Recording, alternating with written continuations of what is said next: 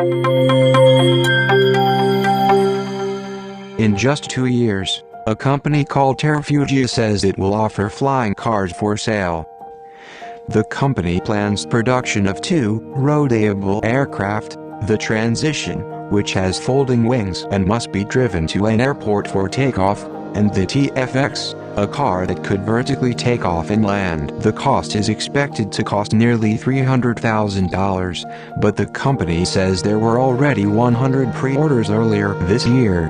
The car uses the same engine for driving and flying, and can be run on premium gasoline instead of much costlier aviation fuel.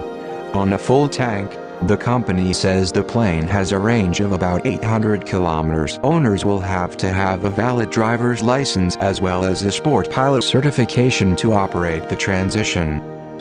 Recent drive testing showed the craft is capable of stopping from a speed of 120 kilometers per hour in a distance of only 34 meters, according to the company.